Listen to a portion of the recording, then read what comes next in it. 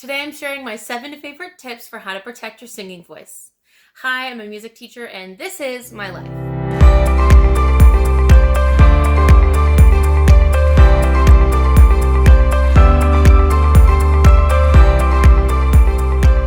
Welcome back to the channel, everyone, and welcome for those of you who might be new here. In today's video, I'm going to be sharing my 7 favorite tips, countdown style, for how you can protect your singing voice. Now, as you know, I am a teacher, so during the day, I am talking throughout the day in my classes, only to then, every single Thursday night, have a full 1-hour rehearsal where I am leading the junior choir, which often involves me demonstrating a lot through singing. So I'm sharing you ways that I help protect my singing voice both throughout the day and during rehearsal, and you can too. And stay tuned for tip number 1 because honestly, I think it's probably the most underrated. Now, before we get started, be sure to give this video a thumbs up, subscribe to the channel, and ring that notification bell so that you never miss another video. So let's start at the bottom of the list, number 7, which is to watch your diet.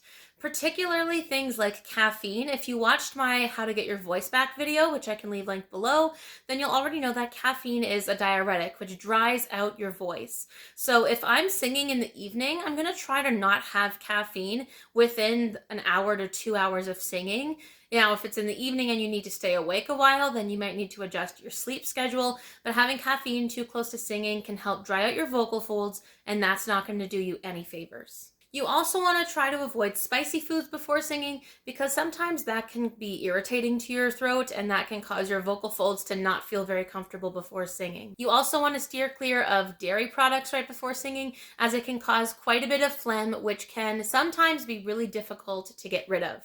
Now, one trick that I do have for helping clear phlegm without clearing your throat, because that can also cause dryness and irritation. This can help whether you're eating those foods that might cause it, or maybe you're just on the tail end of a cold. You can try this with me, and I actually posted this in a recent YouTube short as well. But go ahead and plug your nose, and now you're going to close your mouth, and then you're going to swallow. And that just helps clear some of the phlegm. Is it like a magic, snap your fingers, you swallow after plugging your nose and it works?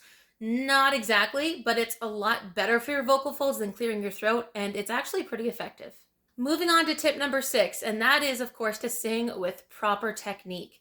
Now, you want to make sure that whether you're sitting or standing, that your shoulders are down and back, your posture is nice and tall, you're getting good breath support, and if you're not sure whether or not you're doing things right, go and talk to your vocal teacher, choir director, or maybe consider hiring a vocal coach or a private vocal lessons teacher.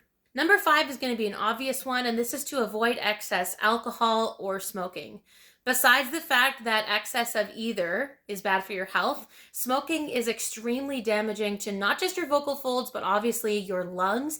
It can cause a lot of buildup in your lungs, and it's really, really bad, obviously, not just for cancer, but just for having really bad coughs.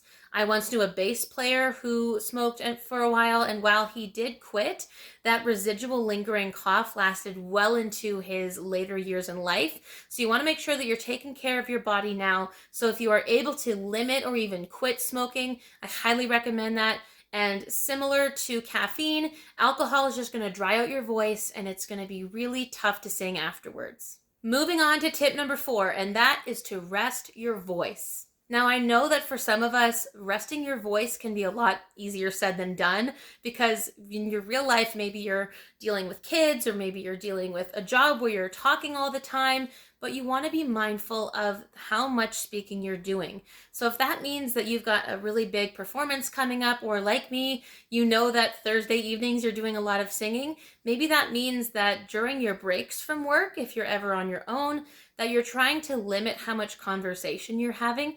You can always just let your coworkers know, let's say if you share an office at lunch, hey, my voice isn't feeling the best today, so I'm just trying to do some vocal rest. The colleagues that I work with would be quite understanding, and I'm sure yours would be as well. On top of vocal rest, also don't forget to get really good quality sleep because that kind of rest is going to be really helpful for your voice. Tip number 3 is avoid vocal strain. So if maybe it's really tough for you to fully rest your voice, What that could look like instead is by avoiding vocal strain. So this would be things like speaking in a comfortable register, trying not to, let's say, yell over a class of students.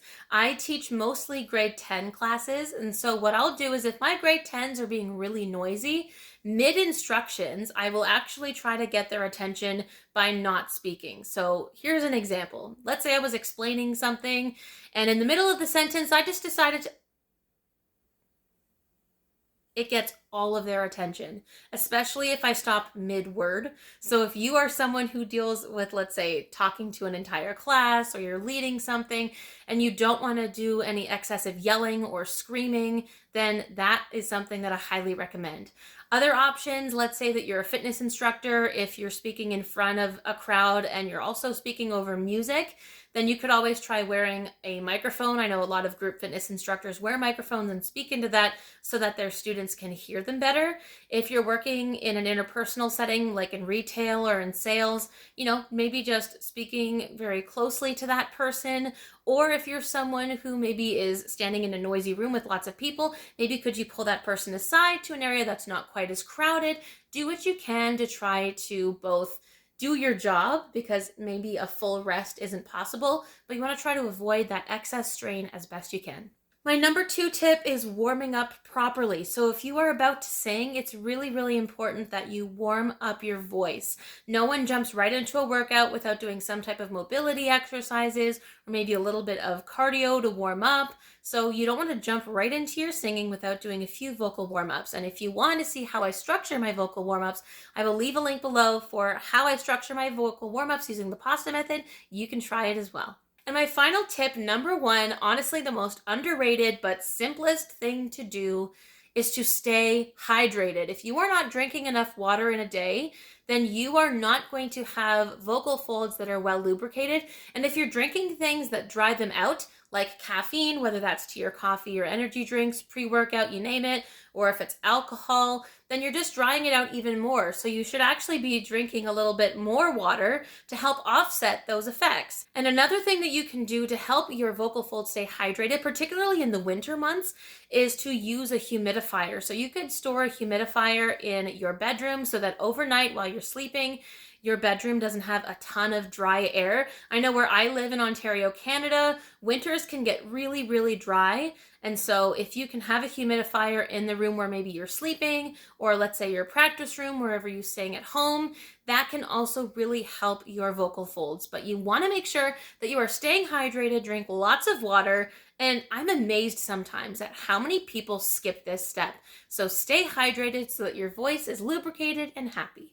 Just bring a bottle of water to work, bring a bottle of water to your rehearsal, and you'll be good to go. So those are my 7 favorite tips for helping you protect and preserve your singing voice. If you enjoyed this video, be sure to give this video a thumbs up, subscribe to the channel, and give us a follow on Instagram as well. And also, let me know in the comments what other types of vocal health tips that you've learned along the way. Let's share and help each other out. Be sure to give this video a thumbs up. Don't forget to ring the notification bell. And I'll see you right back on this channel with another new video very soon.